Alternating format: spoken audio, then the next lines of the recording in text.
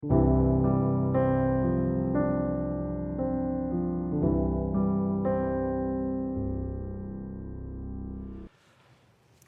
될 걸 알면서 시작을 하는 사람은 어리석은 사람이죠.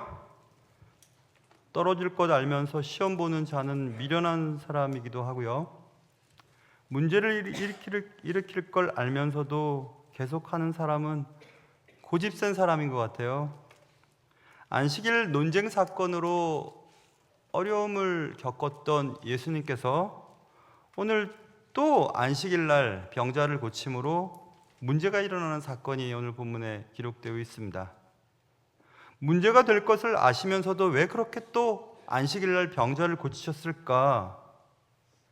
우리가 좀 이따 살펴보겠지만 수종병 든 사람이라고 써 있습니다. 몸이 붓는 병이었는데 그런 병은 꼭 안식일 날 고치지 않고 그 다음 날 평일 날 고치셔도 되는데 총각을 다투는 문제도 아닌데 굳이 안식일 날 병을 고치심으로 또 문제를 일어나게 하셨을까?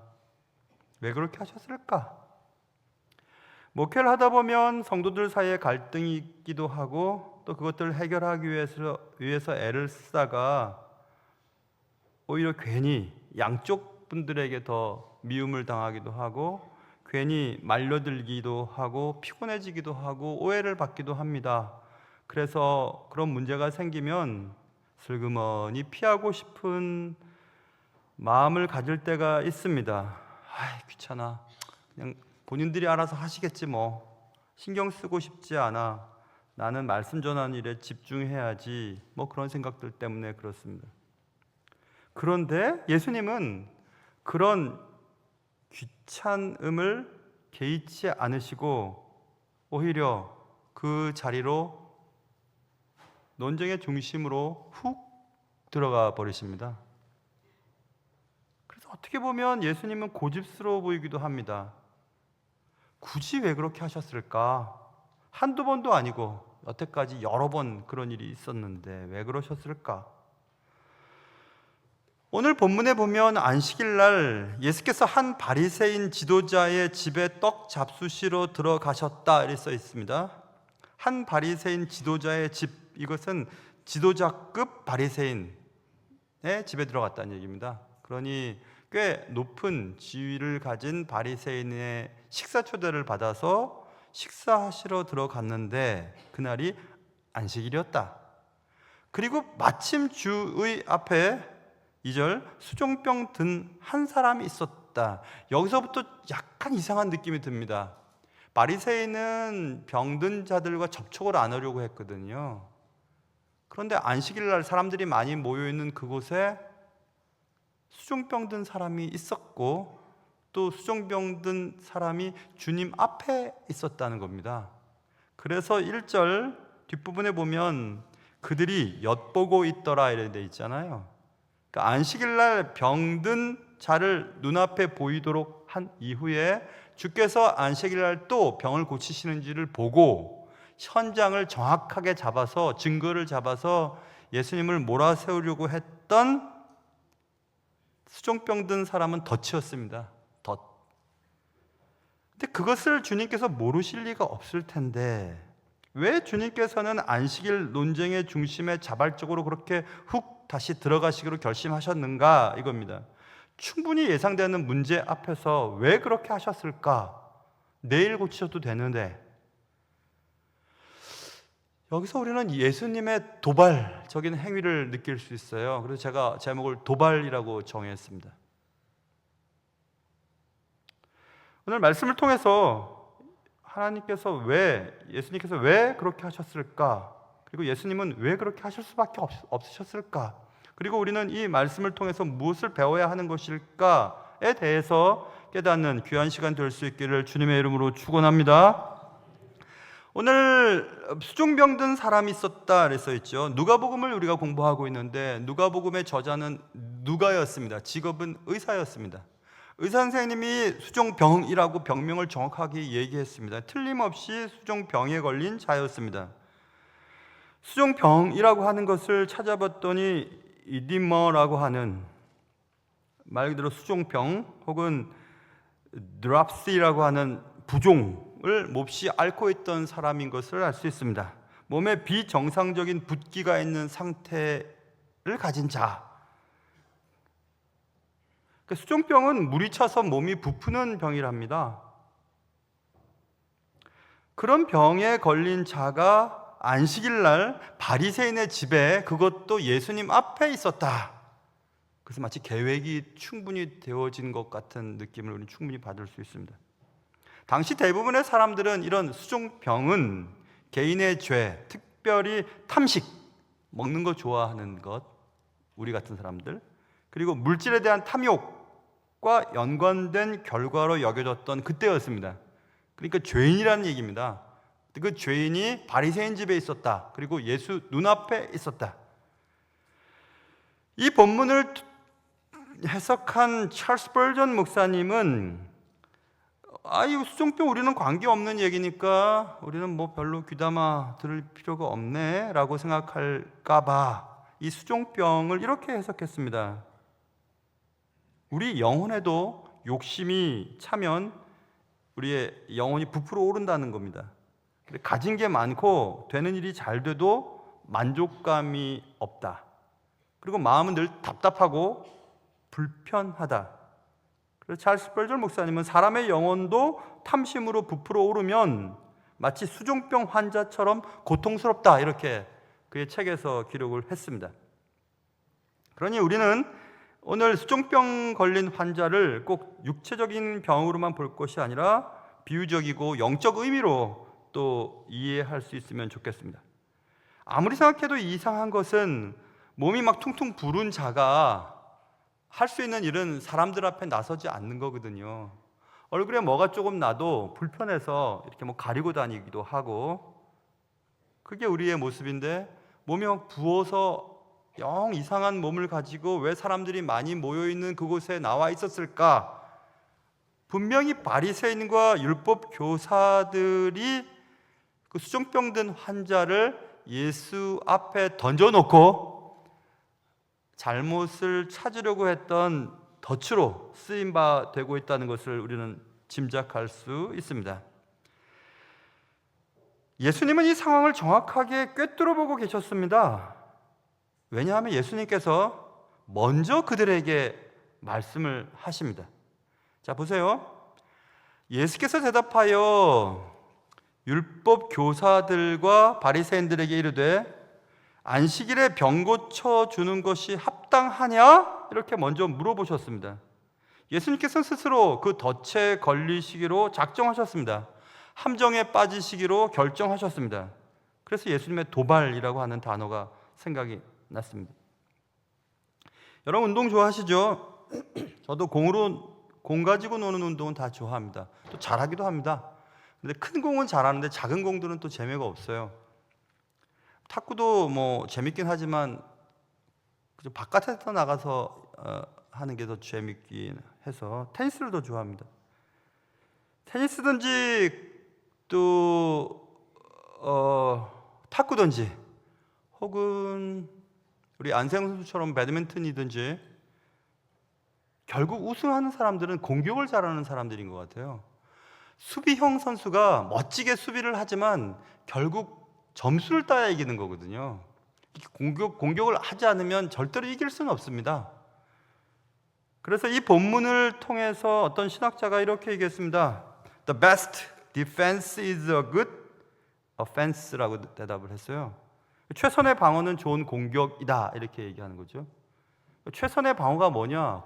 좋은 공격을 해야 방어하는 것이다, 이렇게 얘기를 했습니다. 예수님의 이 말이 그렇다는 겁니다.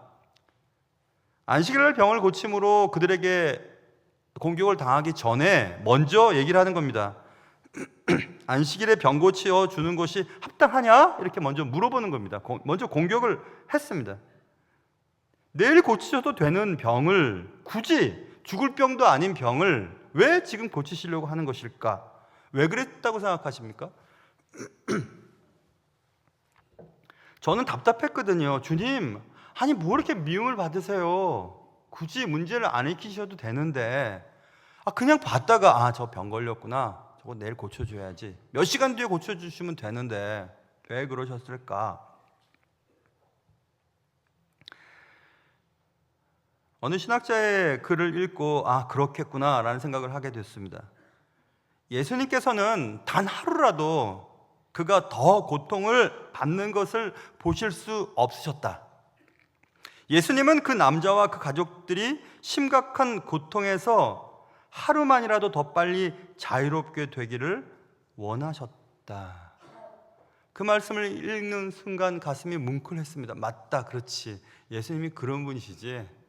예수님의 눈에는 지금 율법학자와 바리새인들이 던져놓은 덫으로 수종병 든 환자를 보는 것이 아니라 그 수종병 든 환자의 고통과 아픔, 그리고 인간답지 못한 삶을 살아왔던 그 시간들을 하루라도 더 빨리 줄여주고 싶은 것 때문이었다는 것을 알 수 있습니다.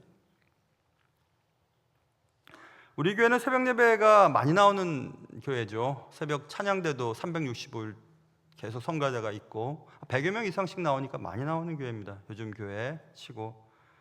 저는 새벽 예배 때 설교를 제법 편하게 합니다. 왜냐하면 새벽 예배에 나오시는 분들은 일단은 은혜를 받으려고 준비하고 나오신 분들이기 때문에 말씀을 전하면 잘 들어가요. 말씀이. 제일 말씀 전하기 힘든 시간들이 오전 예배 때입니다. 우리 교회는 1, 2, 3부 예배가 있고 6부 예배를 또 제가 설교를 하니까 4번 제가 설교를 하는데 6부 예배도 말씀을 들을 준비, 그리고 신학의 공부를 하고 싶어하는 준비된 분들이 오셔서 말씀 전하기가 되게 수월합니다. 새벽 예배도 그렇습니다. 새벽 예배 때 제가 새벽 예배, 주중 새벽 예배를 제가 새벽 예배 일주일에 3번을 제가 감당하고 나머지 부목사님들이 하루씩 담당하시는데, 며칠 전 수요일 날 하나님의 백성들을 괴롭히는 것은 하나님의 눈동자를 건드리는 것과 같다는 그 본문이 나왔더랬습니다. 그 본문이 나와서 제가 그 얘기를 했습니다.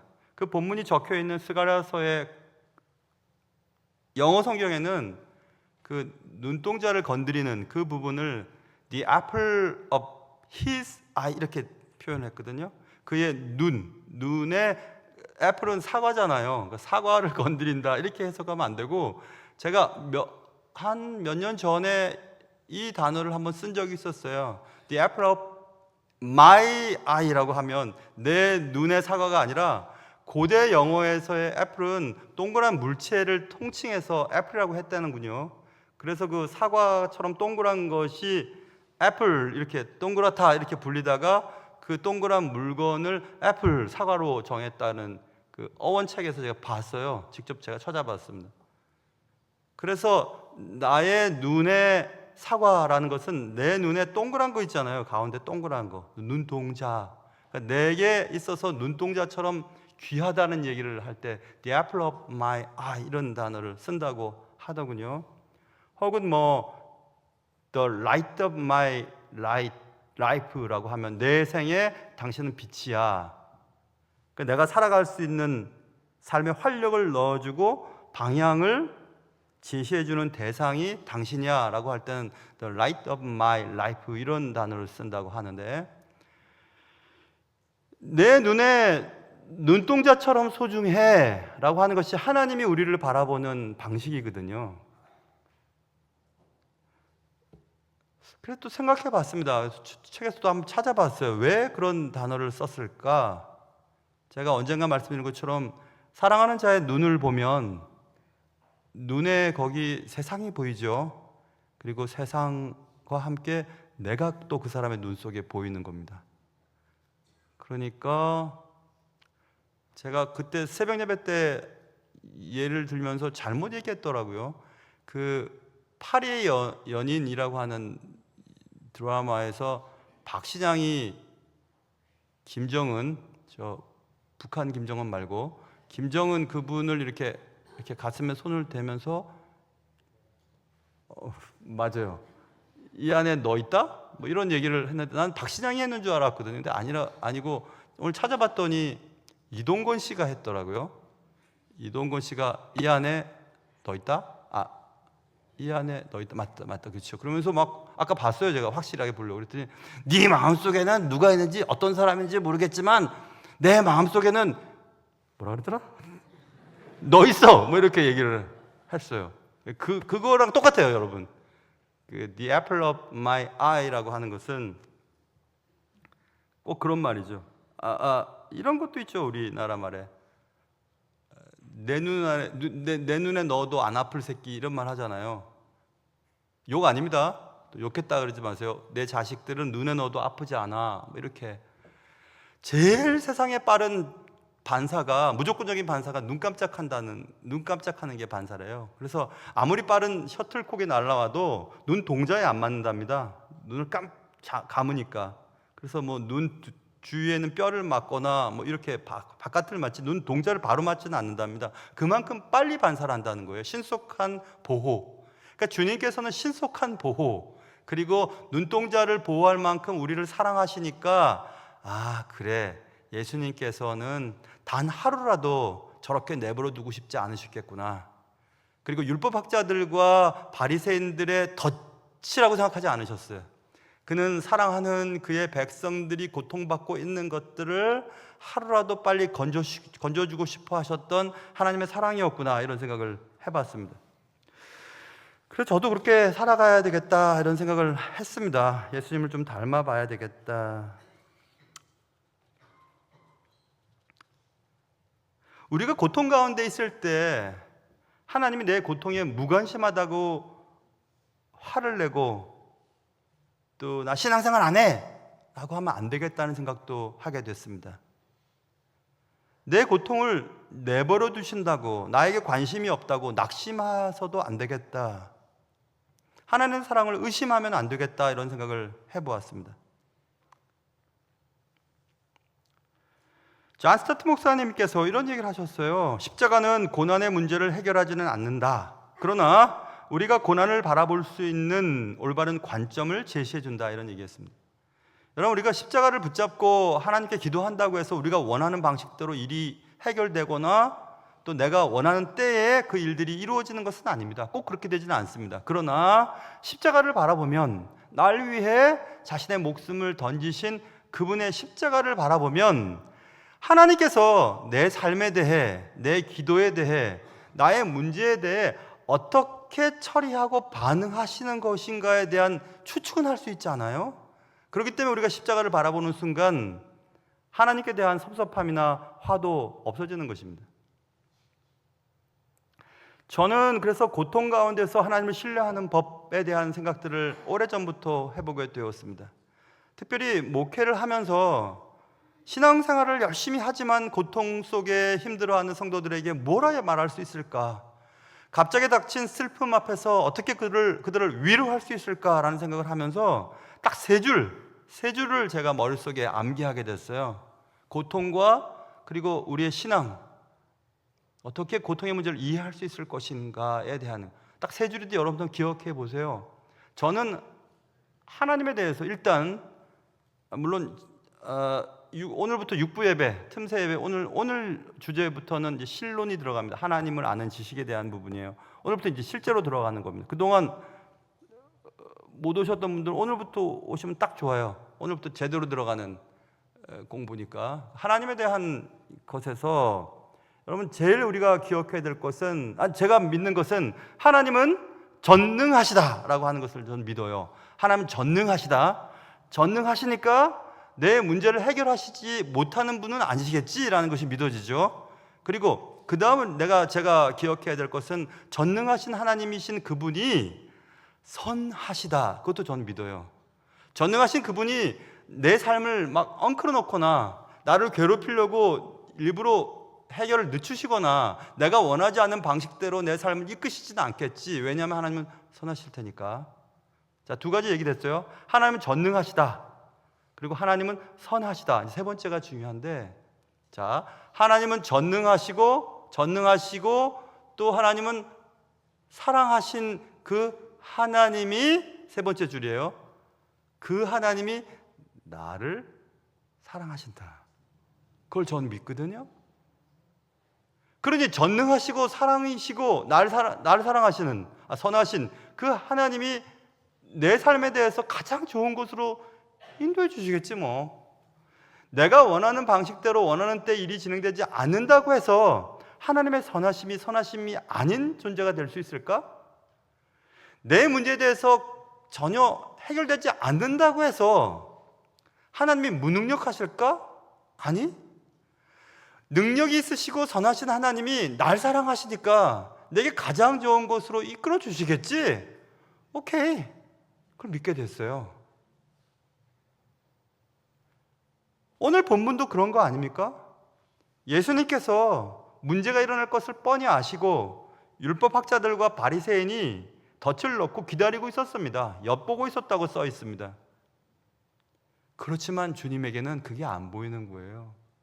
주님은 사랑하시니까 우리를. 그러니 여러분, 살아가시면서 왜 내 삶이 이렇게 계속 꼬일까? 하나님 무능력하신가? 하나님 선하시지 않으신가? 하나님 날 사랑하시지 않으신가? 라는 생각이 들 때 꼭 기억하세요. 하나님의 은혜와 하나님의 사랑과 하나님의 시간은 가장 적절하게 움직인다는 사실을 꼭 기억하시면서 고통 가운데서도 하나님을 신뢰하는 법을 배우는 여러분과 제가 될 수 있기를 주님의 이름으로 축원합니다. 자, 그렇게 예수님께서 안식일에 병 고쳐주는 것이 합당하냐? 라는 질문을 먼저 하셨습니다. 먼저 공격하셨습니다. 그러자 그들의 방어를 보세요. 4절 보면 그들이 잠잠하거늘 아무 소리 못합니다. 그들이 잠잠했던 것은 법률적 논쟁에서 졌기 때문이 아니었고, 그들이 잠잠할 수밖에 없었던 것은 예수님의 사랑 때문이었습니다. 율법의 조항은 많이 알고 있었지만 정작 율법의 완성이라고 말하셨던 사랑이 그들에게 없다는 사실을 그들은 스스로 깨달았던 것이었습니다. 그래서 그들은 아무 말도 할 수 없었습니다. 법은 입을 다물었고 사랑은 행동을 하게 되었다고 어떤 신학자가 이 글을 해석하면서 표현했습니다. 예수님은 도덕적인 그리고 사랑의 고지를 점령하시고 거기서 내려다보고 계시는 겁니다. 그러자 밑에 있는 사람은, 바리새인과 율법학자들은 아무 소리도 할 수 없었습니다. 어느 청년이 이렇게 길을 가다가 보니까 노숙자가 먹지를 못하고 엉망되어 있는 것을 보았습니다. 그래서 그 청년이 노숙자에게 음식을 준비해서 건네주려고 했더니 주변 사람들이 비아냥거리기 시작했습니다. 아유, 그 사람 저기 마약 중독자인데 도와줘봤자 아무 소용이 없어. 헛일이야, 헛일. 하면서 그 청년이 음식을 건네는 것을 막으려고 했습니다. 청년은 잠시 조용히 있다가 그들에게 대답을 했습니다. 그래도 저 사람도 배는 고프지 않겠어요? 라고 얘기를 했습니다. 청년의 눈에 보인 그 노숙자는 굶주린 노숙자로 보였고 다른 사람들은 마약 중독자로 보았던 겁니다. 여러분들은 사람을 볼 때 어떻게 보세요?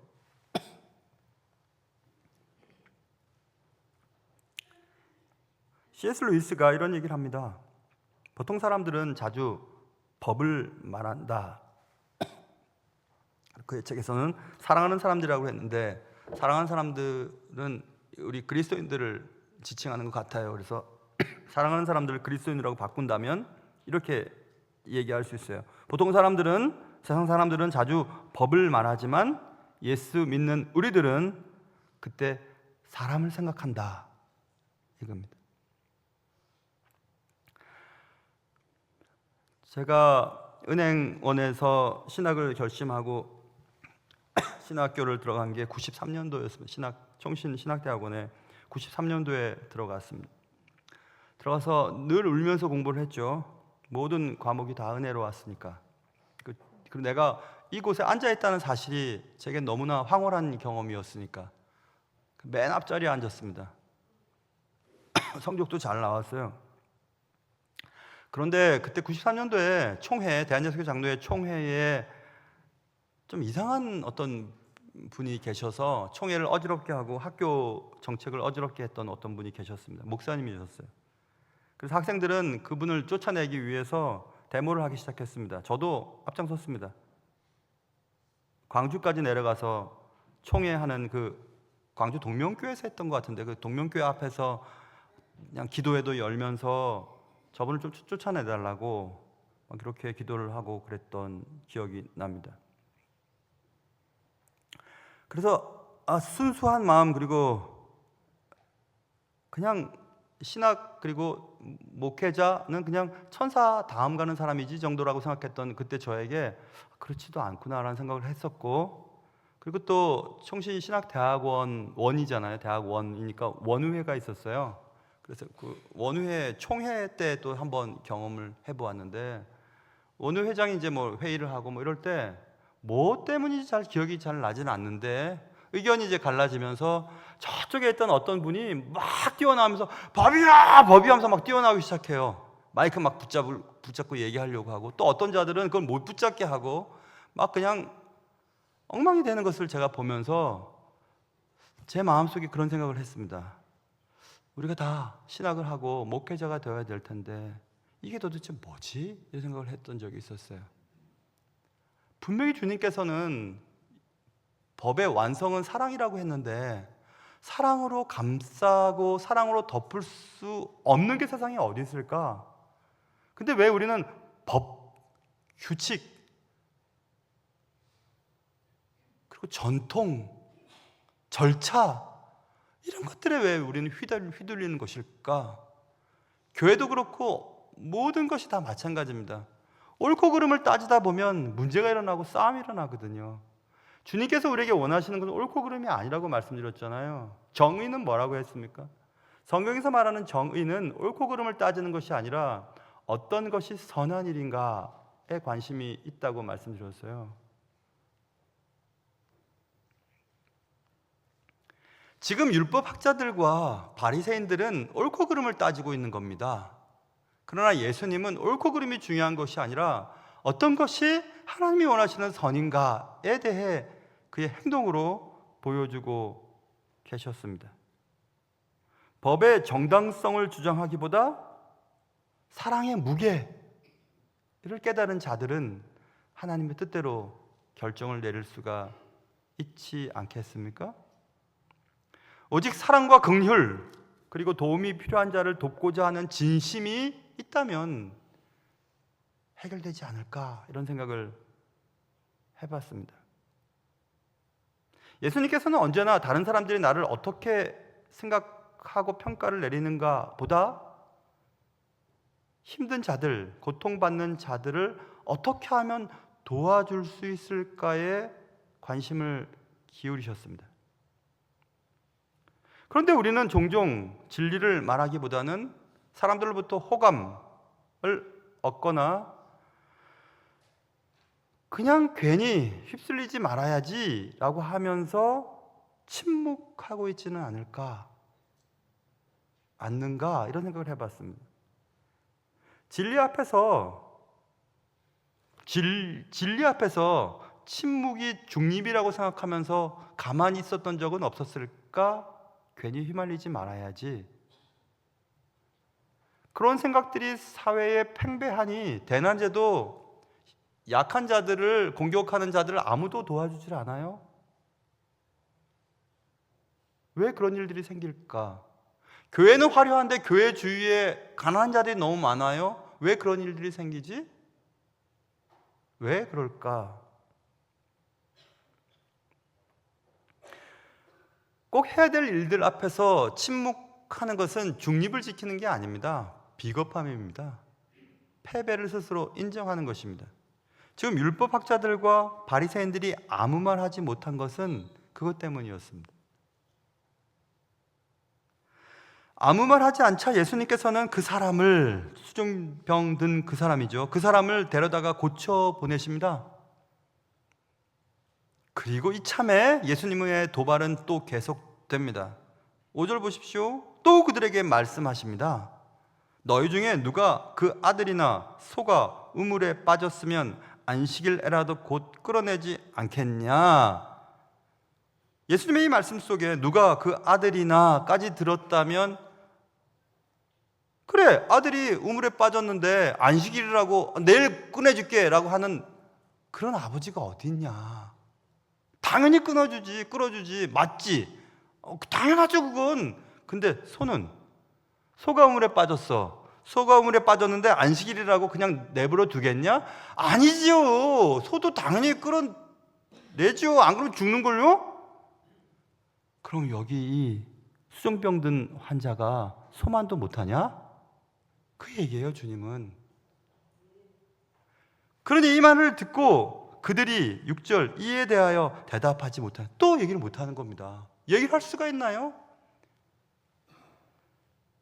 그렇지. 주님은 정확하게 안식일의 주인, 그리고 안식일은 사람을 위해 주어진 거지 사람이 안식일을 위해 만들어진 것이 아니다 라고 여러 번 말씀하셨지만 율법 학자들과 바리새인들은 이해를 하지 못합니다.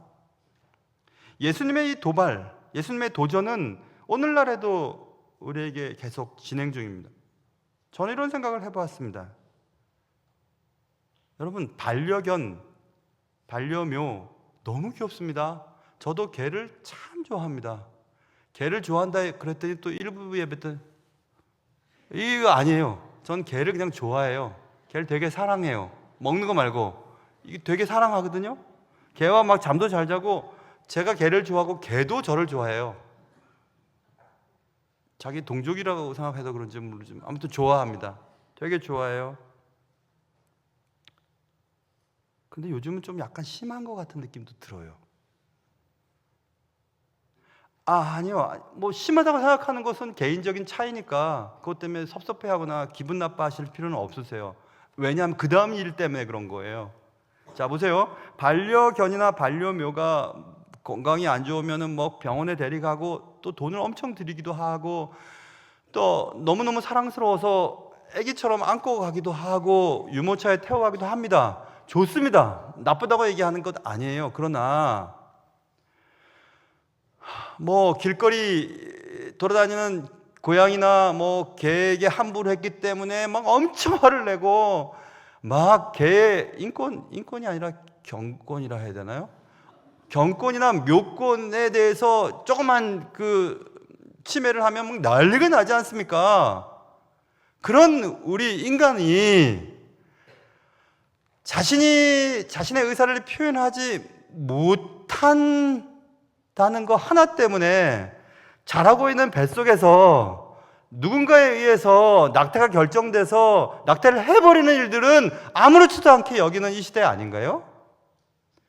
임신한 여자의 건강이 더 중요하지, 그리고 임신이 된 원인이 어떤 것에 따라서 그렇게 할 수도 있고 하지 않을 수도 있지, 그리고 임신의 기간이 얼마 이전이기 때문에 그것을 인간으로 볼 수 없다고 얘기들을 하는 자들의 얘기를 듣고 몇 주라고 정해지는 일들이 진행되게 되었습니다. 이게 이런 거 아닙니까? 소가 우물에 빠져서 안식일이라고 너 안 건지겠니? 건지지요. 그런데 왜 사람이 지금 죽어가고 힘들어하고 있는데 이 영혼을 고쳐줬다고 해서 안식일을 왜 떠들어대는 거야? 왜 안식일을 병을 고쳤다고 왜 그러는 거야? 주님 말씀하시는 게 지금 제가 얘기한 거랑 다를 바가 있나요? 반려묘나 반려견에 대해서, 그들의 학대에 대해서 그렇게 열을 내는 사람이 왜 낙태 문제에 대해서 이렇게 관대하냐 이겁니다. 생명을 다루는 기준이 전도된 것은 아닐까요? 이런 것들은 세상에 너무 많이 있습니다. 우리는 당연하게 여기는 것들이 누군가에게는 당연하지 않은 일들이 너무 많습니다. 내 권리인데 뭐, 그렇지만 내 권리를 주장하기 위해 다른 사람의 권리를 훼손시키는 일들이 너무 많지 않나요? 이 땅에서 애를 쓰고 있는 외국인 근로자의 인권이나 그들에게 정당한 대우를 하지 않는 것을 보면서도 우리는 분개하거나 뭐 그 문제를 해결하려고 노력하기보다는 당장 내 문제에 대해서만 관심을 기울이고 있는 우리를 보면서 주님은 뭐라고 하실까요? 함정을 파놓고 책을 잡는 것을 보시고도, 그리고 엿보고 있던 그들을 말을 못하게 만들었던 예수님의 결정은 하나님이 우리에게 바라시는 바로 그것입니다.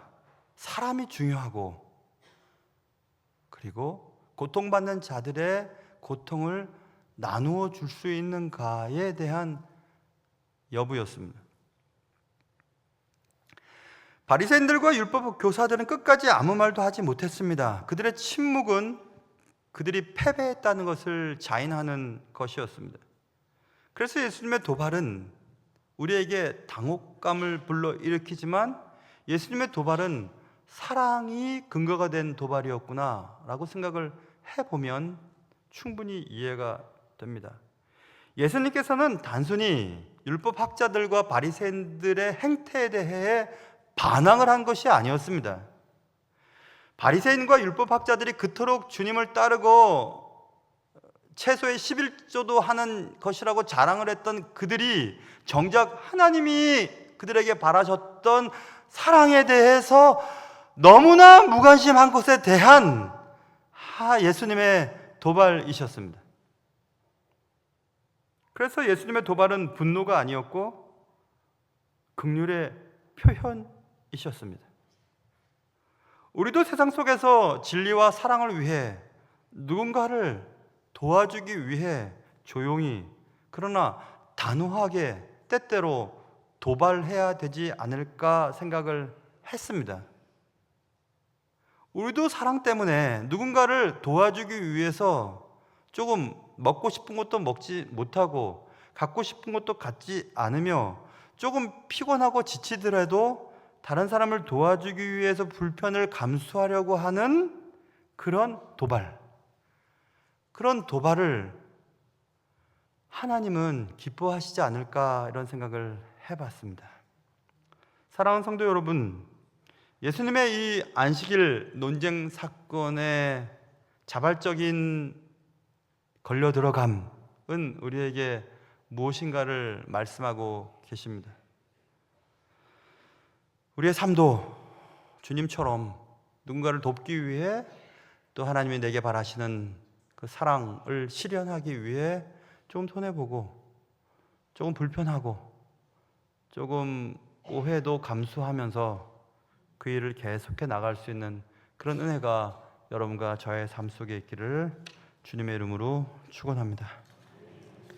하나님 아버지, 오늘 예수님의 도발, 뻔히 문제가 될 것을 아시면서도 그렇게 하셨던 예수님의 고집, 그것은 반항을 하거나 분노의 표현이 아니었고 한 인간을 향한 긍휼의 결과였음을 알게 되었습니다.